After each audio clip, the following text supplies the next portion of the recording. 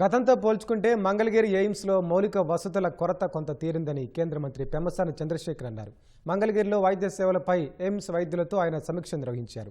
1600 పోస్టులు భర్తీ చేశామన్న ఆయన మరో 200 మంది పోస్టుల భర్తీలో రిజర్వేషన్ సమస్య వచ్చిందని, దీనిని కేంద్ర మంత్రుల దృష్టికి తీసుకెళ్తామన్నారు.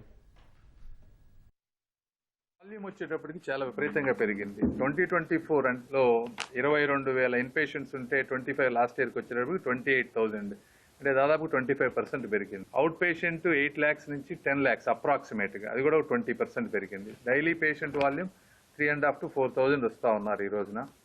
సర్జరీస్ 24లో ఒక 6,000 చేస్తే లాస్ట్ 25లో 6.8, 6,800 సర్జరీలు చేశారు. ట్రామా సెంటర్కి ఒక 10 ఎకరాల ల్యాండ్ కావాలని అడిగారు. అది స్టేట్ గవర్నమెంట్తో వర్క్ చేయాలి. రెసిడెన్స్ పొజిషన్ అని పీజీ సీట్స్ అట్లాంటివి కొంచెం ఎక్కువ వచ్చే విధంగా చేయమన్నారు. ఉన్న స్టాఫ్ కంటే కూడా అడిషనల్ స్టాఫ్ అడిగారు. రకరకాల వాళ్ళు ఉన్నాయి. ఇవి కూడా నేను మళ్ళీ ఒకసారి వెళ్ళి ఫైనాన్స్ మినిస్టర్ గారితో కూర్చొని ఏం చేయగలమో అవన్నీ చేస్తాను.